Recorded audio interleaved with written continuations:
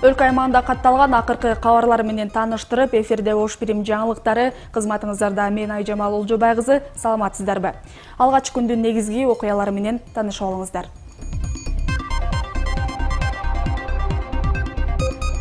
Кыргызстан социал-демократтар партиясы президенттикке өз талапкерин көрсөтөт. Өкмөттүн отставкага кетүүсүн дагы бир партия талап кылып чыкты. Өлкөдө курулушу башталган соц объекттердин курулушу аягына чыкпай жатат. Мындай пикирди депутат Улан Примов айтып чыкты. Кара суунун Шарк айылында депутаттар дайынсыз жок болгондуктан айыл өкмөт шайланбай калды. Кыргызстандын президенти Алмазбек Атамбаев бүгүн Брюсселде Евро биримдиктин лидерлери менен жолукту. Европа кеңешинин басма сөз кызматынан билдиришкендей, Атамбаев уюмдун тышкы саясат боюнча жогорку комиссары Федерика Могерини менен сүйлөшүүлөрдү өткөрдү. Жолугушууда Могерини Кыргызстанда быйылкы президенттик шайлоонун ачык, акыйкат жана эркин өтүшү маанилүү экенин айтты. Ал өлкөдөгү шайлоо реформасы жаатында жасалган жылыштарды белгилеп, таза шайлоо Кыргызстандагы демократия үчүн маанилүү деп билдирди.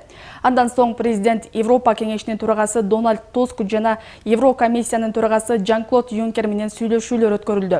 Кыргыз президентинин Бельгиядагы сапарында Евро биримдик менен кызматташуу боюнча жаңы келишимге эки каржылык макулдашууга кол коюлат деп кабарланган. Мындан сырткары Алмазбек Атамбаев Германиянын Мюнхен шаарындагы коопсуздук конференциясына катышып, немис канцлери Ангела Меркель менен да жолугат. Бул президенттик мөөнөтү быйыл аяктай турган Алмазбек Атамбаевдин Европага жасаган үчүнчү иш сапары. КСДП президенттикке талапкер көрсөтөт. Бул тууралуу аталган фракция лидеринин орун басары Төрөбай Зулпукаров парламентте сүйлөп жатып айтты.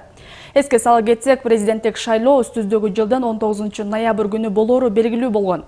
Президенттикке аттангандар ачыкка чыгып пиарларын да баштады. Айрымдары кара пиар менен алектенип, КСДП мурас катары талапкер чыгарбашы керек деген пикирди жайылтууга аракет кылууда.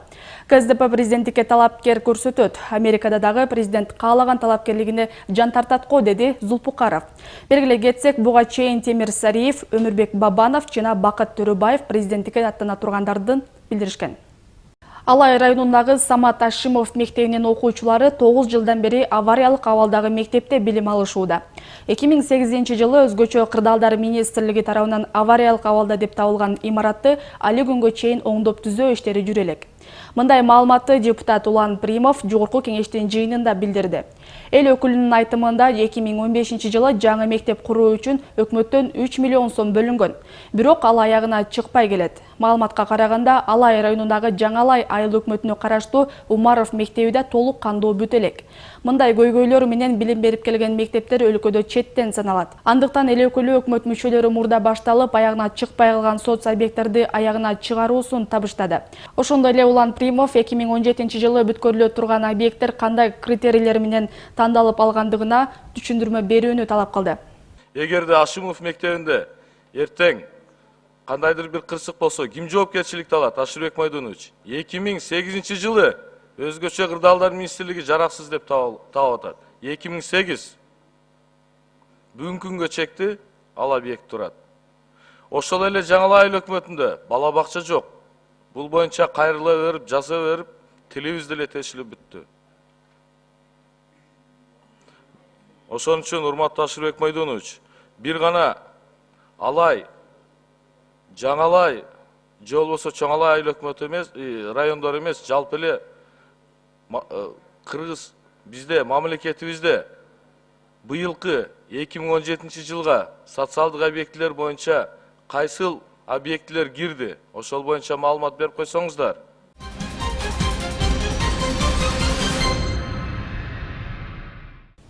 Өнүгүү прогресс фракциясы өкмөттү отставкага кетирүү боюнча чечим кабыл алды. Бул тууралуу аталган фракциянын лидери Бакыт Төрөбаев парламентте ар кандай маселелер каралып жатканда билдирди.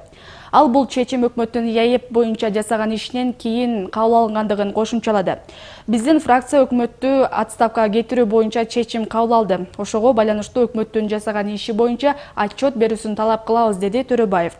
Белгилей кетсек, буга чейин Атамекен фракциясы дагы ушундай эле чечим кабыл алган. Саламаттыкты сактоо министри Талантбек Батыралиевди кызматтан кетирүү боюнча кол топтолууда. Мындай талап менен министрдин ишине канаттанбагандар Ак үй алдына нааразылык акциясына чыгышты. Алар Батыралиевдин министрликке өз ишин билбеген кадрларды алып, жеке клиникаларга лицензияларды мыйзамсыз берип жатат деп сындоодо. Буга байланыштуу нааразы тарап жогорку бийлик өкүлдөрүнүн Талантбек Батыралиевди кызматтан кетирүүнү талап кылышты. Саламаттык сактоо министрлиги айтылган дооматтарды четке кагып, акцияны мурдагы кызматтан кеткен айрым жетекчилер уюштуруп жатат деген пикирин билдирди.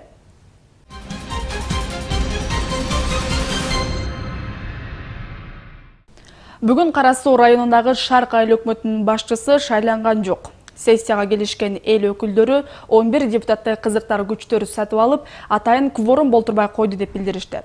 45 миңге чукул калкы бар Шарк айылдык кеңешинин таркатуу маселеси борбордук шайлоо комиссиясына жүктөлдү. ызычуу менен коштолгон айыл өкмөттөгү кырдаал тууралуу кабарчыбыз Арген Нуров баяндайт.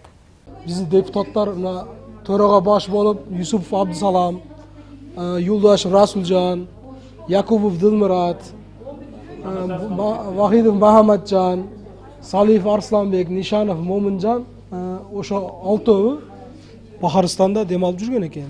Мен барып алар менен сүйлөштүм. Төрагага мен именно төраганын өзү менен сүйлөштүм. Төрагага мен сурандым. Элди атынан келдим. Ушундай элди неме кылтат, барып койгула десем, биз кааласак барабыз, кааласак барбайбыз деди. Шарк айылдык кеңешинин депутаты Икрам Садыков жоголуп кетти деген депутаттарды издеп Тажикстандагы Бахаристон санаториясына барган. Ал кесиптештерине жолугуп, мыйзамдуу шайлоо өткөрүлү деп чакырганын, бирок алар шайлоого катышуудан баш тартканын айтып берүүдө. Айыл өкмөт башчысын тандоо чуулгандуу маселеге айланган Шарк айыл өкмөтүндө бүгүн 18 депутат чогулду. Иш-чараны өткөрүүгө келген аймактык шайлоо комиссиясынын өкүлдөрү депутаттарга мыйзам боюнча эртең менен 9:00дөн түшкү саат 12:00га чейин сессияны өткөрүүгө укуктуу экенин эскертишти. Кворум болуу үчүн сессияга 21 депутат катышуусу керек эле. Аныктаганда депутаттар дагы 3 кесиптештерин күтүштү, бирок күттүргөндөр келишкен жок. Депутаттар толугу менен келген жок. 21 депутат болсо, кворумду түзөт, ошондо шайлоо өтсө болот. Ага чейинди өткөзө албайбыз. Мыйзам негизинде. Азыр шайлоо башталган убакыттан канча убакыт өттү азыр? Саат канча калды? 11-ден 10-дон 12 мүнөт өтүптүр. 1 сааттан өтүп калды. Ал арада калган депутаттар сессияны баштоону талап кылышты. Алар шайлоо комиссиясынын мүчөлөрүнө кайрылып, кантип мыйзамдуу жол менен кырдаалдан чыгууну талкуулашты. Тиктерин представительдери биз өзүбүз байланышып туруп, ушул Шарк айылдык кеңештен письменный обращение түшкөн болсо, буларды эмне срогун жылдырып берейлиби, же болбойбу деп туруп, конкретный ответ беришиңер керек да. Алмаз мындайга сен айтканыңды түшүнүп атам. Азыр силердин ушул турган жериңе патовый положение. Патовый положение. Утууңар жок, утпаганыңар жок. Силерде бир вариант бар. Сессияны ачып, кворум болгон жок деп туруп, сессияны жаап койгула. Шайлоо болбойт деп. Андан соң депутаттар өз алдынча сессияны өткөрүү жолун талкуулоого киришти. Түшкү саат 12 болгондо депутаттар БШКга 3-чү жолку сессияны өткөрүп берүүнү суранган кат жиберишкенин, сессияны өткөрүп-өткөрбөөнү БШКга калтырганын билдиришти. Ошентип шайлоо комиссиясы Шарк айылдык кеңешинде айыл өкмөт башчы шайланбаганын билдирди. Бүгүнкү Шарк айыл өкмөтүнүн шайлоо өткөрүп турган сессия болбоду. Biz аймактык шайлоо комиссиялары актты түздүк, сессия өткөн жок, шайлоо болгон жок. Biz ошол өзүнүн актыбызды эми эмнеге беребиз? Борбордук шайлоо комиссиясы. Алар кандай чечим чыгарат? Алардын укугу. Шарк айылынын депутаттары сессияны үзгүлтүккө учуратып, айылдык кеңешти таратууну учурдагы айыл өкмөт башчынын милдетин аткаруучу Арстан Жолдошев уюштурганын билдирген маалымат таратышты. Маалымат катта Арстан Жолдошев 11 өзбек улутундагы депутатты коркутуп, $3000 акча берип, шайлоону болтурбоо үчүн өлкөдөн качырып жибергени жазылган. Алар президент баштаган бардык бийлик өкүлдөрүнө Арстан Жолдошевдин кыймыл аракетине мыйзамдуу чара көрүп берүүнү суранган. Биз Арстан Жолдошевдин өзүнө жолугуп, ага карата айтылгандарды тактап сурадык. Эгер дем алып жаткан болсо, мен аларга эч нерсе дей албайм. Эгер дем албай үйлөрүндө жаткан болсо, дагы эч нерсе дей албайбыз. Мыйзам ченеминде бул депутаттар кылмышкер эмес, аларды эч ким издей албайт экен. Мен дагы издешке укугум жок. Ошол жоголду деген депутаттардын бири дагы аялы же бала чакасы мен ушул жерге келип мага арыз муун айтып кайрылган жок. Эгер мага арыз муун айтса мен укук органдарына кайрылып жардам сураганга мен дайыр элем. Ошентип аймактык шайлоо комиссиясы Шарк айылдык кеңешиндеги шайлоонун жыйынтыгы тууралуу акт түзүп, борбордук шайлоо комиссиясына жибермей болду. Эми борбордук шайлоо комиссиясы айылдык кеңештин тагдырын чечет. Бирок мыйзам боюнча 2 жолу сессия өткөрө албаган айылдык кеңеш таратылат. Арген Нуров, Самаз Сайдамат уулу, Ош Пирим жаңылыктары. Ал эми азыр кезекте дүйнөдө болуп жаткан соңку жаңылыктарга беребиз.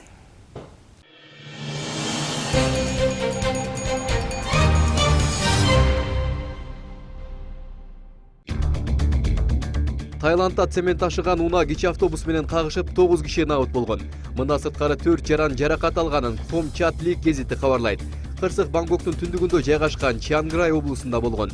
Жүк ташуучу унаанын айдоочусу алдынан чыга калган мотоцикл менен кагышуунун алдын алуу максатында ролду кескин буруп жиберген.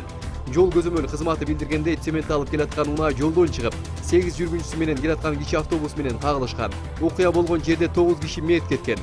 Гезиттин маалыматында кичи автобустун артынан келе жаткан 2 унаа токтоого үлгүрбөй, 4 адам арганай жаракат алган. Алар дароо жакын жердеги ооруканага жеткирилген. Бириккен Араб Эмирлигинин Афганистандагы элчиси каза болгон. Эмирликтин президентинин иши боюнча министрлик тастыктап, элчи Кандагардагы теракт учурунда алган жаракатынан кайтыш болгонун билдирди. Бул тууралуу WAM маалымат агенттиги жазып чыкты. 10 январда Кандагар шаарында болгон жардыруудан 11 киши каза болуп, 16 адам түрдүү жаракаттарды алган. Каза болгондордун арасында Эмирликтин 5 дипломаты да бар. Ал эми элчи оор жаракат алган. Жарлуу Кандагар провинциясынын губернаторунун конок үйүндө болгон. Жарлуу болгон учурда Эмирликтин дипломаттары гуманитардык миссиясы менен жүргөн.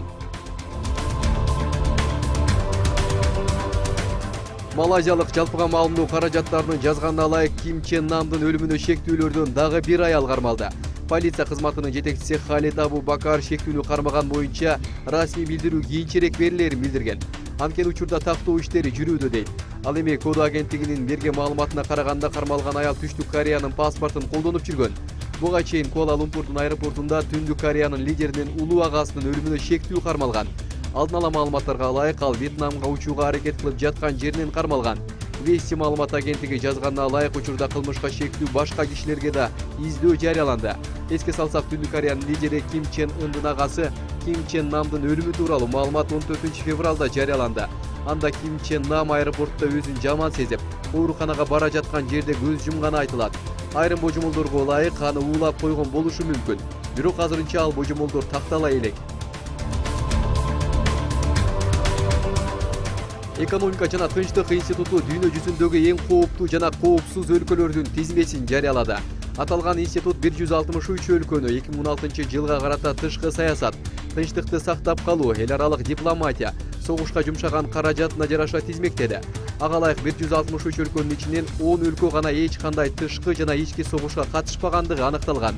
Тизменин эң акыркы орунда ушул күнгө чейин согуш уланып келе жаткан Сирия турса, эң тынч өлкө катары 1-чи орунда Исландия турат.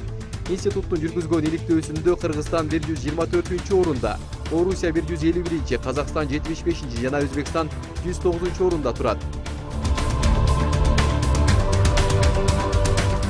АКШ менен Израиль кызматташуу боюнча бир нече жумушчу топ түзөт. Ак үйдүн басма сөз кызматы муну менен Иранга каршы туруп Палестинанын экономикалык өнүгүүсүнө чаралар көрүлөрүн билдирди. Чечим АКШ президенти Дональд Трамп жана Израиль өкмөт башчысы Беньямин Нетаньяху менен болгон сүйлөшүүдөн соң кабыл алынган. Башчылар өз командаларына жакын айларда эки тараптуу мамилелерди жакшыртууда, олуттуу багыттар боюнча, анын ичинде коопсуздук, соода байланышы, техника, Иран жана башка субъектилерден келген коркунучтарга каршы туруу, ошондой эле Араб-Израилдик экономикалык кызматташуусун колдоо максатында биргелешкен жумушчу топ түзүүгө буйрук беришти деп айтылат билдирүүдө. Ак үй Палестинанын экономикалык өнүгүүсүнө көмөк көрсөткөн өзүнчө жумушчу топ түзүлөрүн кошумчалайт. АКШтын президенти Дональд Трамп Орусиянын Крымды энчилеп алышына Барак Обаманын администрациясынын жумшактыгы себеп болгонун айтып жемеледи. Бул тууралуу ал 15 февралда өзүнүн Твиттердеги баракчасына жазды. Чешембиде ак үйдүн маалымат катчысы Шон Спайсер Дональд Трамп Орусия Крымды Украинага кайтарып, Украинанын чыгышындагы зомбулуктан баш тартаарына үмүттөнөрүн айткан. Орусиянын тышкы иштер министрлигинин жана Кремлдин өкүлдөрү Крым Орусиянын бөлүгү экенин айтып, Кремль эч качан өз аймагынын бүтүндүгүн чет өлкөлүк өнөктөштөрү менен, анын ичинде АКШ менен да талкуулабастыгын билдирди. Мамлекеттик думанын төрагасы Вячеслав Володин болсо, Крым тууралуу Трамптын өз билдирүүсүн күтүүгө үндөдү. Ал Трамп шайлоо алдындагы программасына шайкеш иш жүргүзүүсү керектигин баса белгиледи. Шайлоо өнөктүгү маалында Трамп бир нече ирет Орусия менен АКШнын алакасын оңдоо ниетин билдирген. Брюссельде Түндүк Атлантика алliansынын мүчө мамлекеттеринин коргоо министрлеринин 2 күндүк жолугушуусу өтүп жатат. Бул жыйынга Пентагондун жаңы жетекчиси Джеймс Мэттис биринчи жолу катышып жатат. Анда негизги тема катары Европа мамлекеттеринин аскердик чыгымдарын алардын ички дүң өнүмүнүн 2%га чейин көбөйтүү каралат. Ал эми НАТО менен Орусиянын мамилеси күн тартибине кирбегенин алlianстын башкы катчысы Йенс Столтенберг билдирди. Бирок АКШнын коргоо министри менен боло турган кеңешмеде бул маселе козголушу мүмкүн экенин да кошумчалады. Мен НАТО менен Орусиянын диалогун кубаттайм, деди Йенс Столтенберг сөз арасында. Брюссельдеги жолугушууда АКШ коргоо министри НАТО боюнча европалык өнөктөштөргө Вашингтондун алliansка карата пландарын бөлүшөт. Эске сала кетсек, президент Дональд Трамп шайлоо өнөктүгүнүн алдында АКШ Европа өлкөлөрүн коргоого өтө ашыкча чыгымдарды жумшап жатканын бир нече жолу билдирген. Казакстанда аскер жана коррупцияга каршы күрөшүү кызматкерлери катышкан кылмыш иштерин тергөөнү Улуттук коопсуздук комитетине өткөрүп берүү сунушталууда. Казакстанда жемкорлукка байланышкан иштерди негизинен коррупцияга каршы күрөшүү боюнча Улуттук бюро иликтейт. Астанадагы парламент жыйынында башкы прокурордун орун басары Йоган Меркель Улуттук коопсуздук комитетине атайын органдарга карата козголгон кылмыш иштерди иликтөө укугун берүү сунушталып жатканын билдирди. Казакстанда учурда укук коргоо системасын жакшыртуу боюнча мыйзам долбоору каралып жатат. Ага ылайык тергөөчүлөрдүн жана соттордун ыйгарым укуктарын кеңейтүү каралууда. Ошондой эле укук коргоо органдарына каршылык көрсөткөндөргө айыппулду 11 миллион теңгеге чейин, тагыраак айтканда $34 000 тегерегинде көбөйтүү сунушталууда.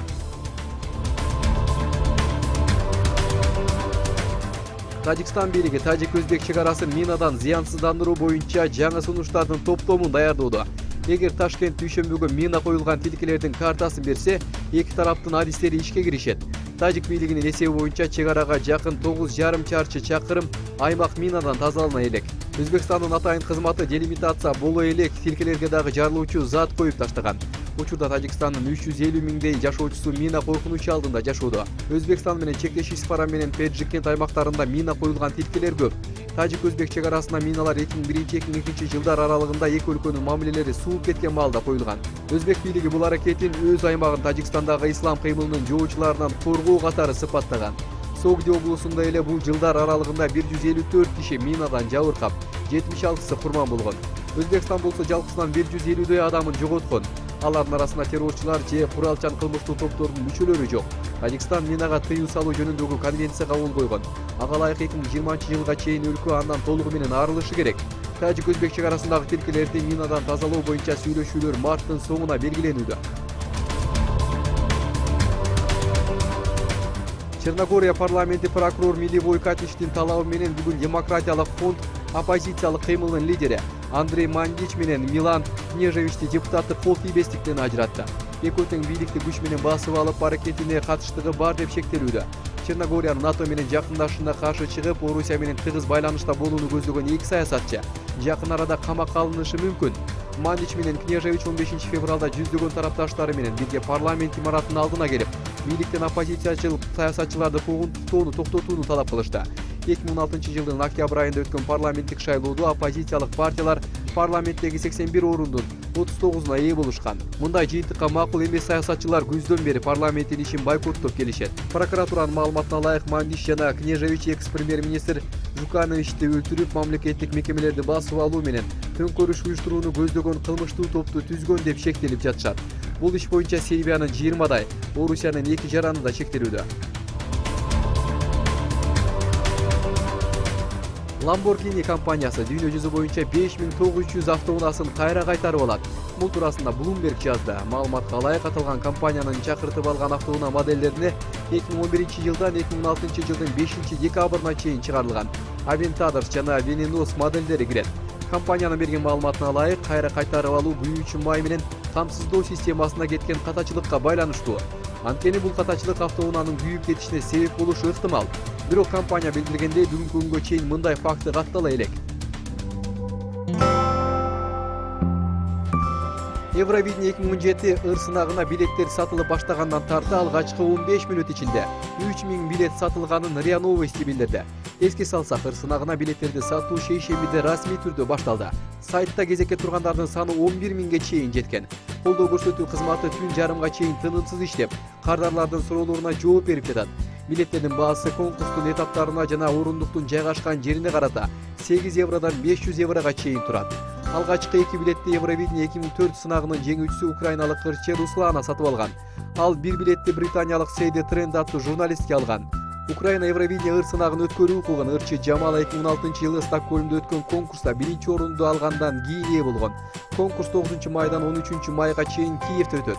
13 майда сынактын финалы болот.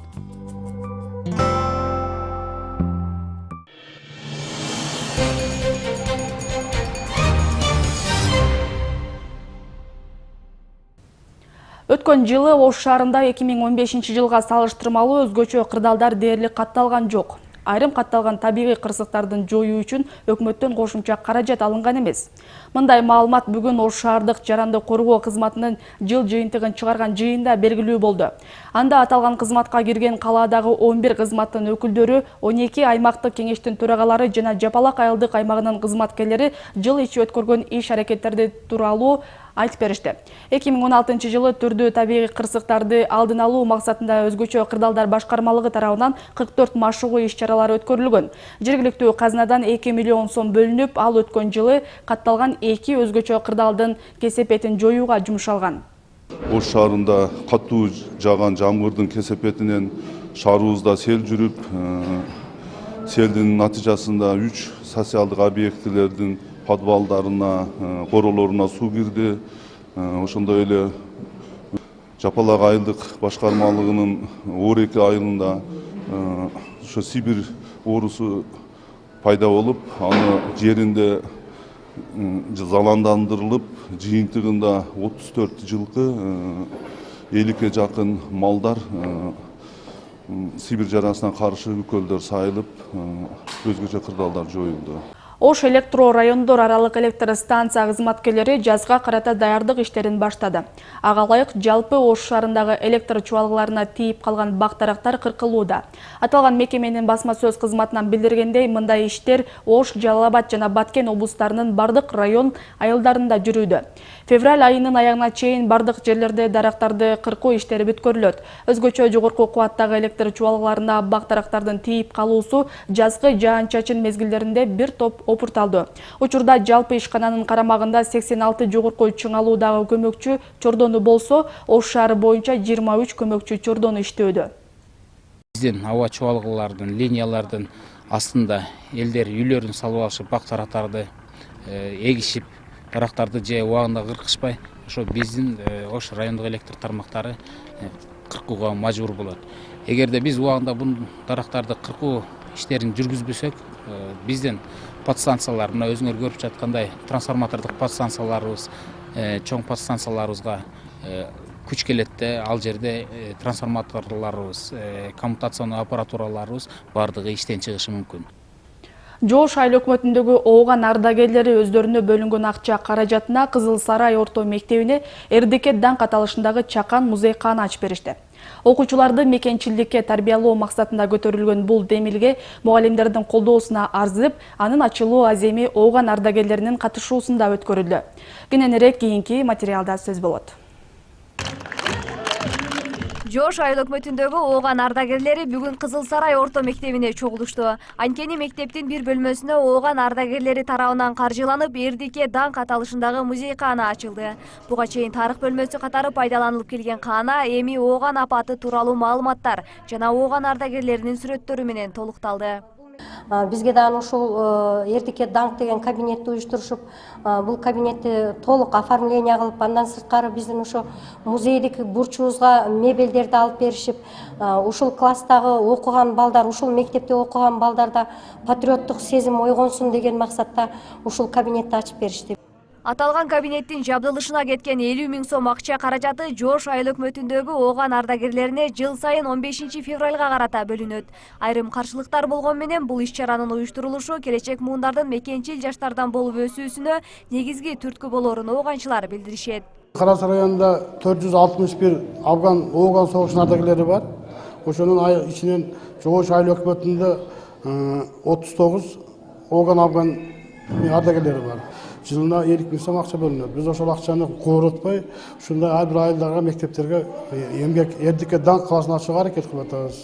Андан ары иш-чара окуучулар тарабынан даярдалган концерттик программа менен улантылды. Самалыкка Ош облустук, шаардык, райондук Ооган согушунун ардагерлеринин төрагалары, айыл өкмөтү катышты. Ардагерлердин бул демилгесин айыл өкмөтү жакшы деп баалап, келерки жылы бөлүнгөн акча каражатынын суммасын көтөрүү керектигин билдирди. Анда Ооган ардагерлеринин Ооганстанда гана эмес, Баткен когалаңында Ош окуясында элдин бейпилдиги үчүн биринчилерден болуп уюшулуп, эл үчүн кызмат кылышкандыгы тууралуу да сөз болду. Вовтор атамекен согуштун катышчылары келип туруп ошолор катты чоң патасын берген эле, ушундай согушту биз көрдүк, силер көрбөдүңөр, көрбөгүлө деп. Кудайдын немеси экен, биз дагы ошо Афган согушуна барып катышып келдик. Ondan keyin Batkenge барып келдик. Одан кийин мына Ош трагедиясына катыштык. Кудай мен будан кийин биз көргөндө, ошо абаларыбыз көргөндө эч кимдерди мындай кылбасын, кыра көрбөсүн. Олар дагы тынччылыкта, токчулукта жакшы күндөрдө жашасын. Самалыктын аягында колдоо көрсөткөн жарандар Ооган ардагерлери тарабынан уюштурулган мээримдүүлүк медали жана ардак баракчалар менен сыйланышты. Буга чейин мындай чакан музейкана аталган райондун Кызыл Кошчу жана Агартуу айылдарындагы мектепте ачылган. Эми келерки жылы бөлүнгөн акча каражатына Мамажан айылындагы мектепти ачуу пландалууда.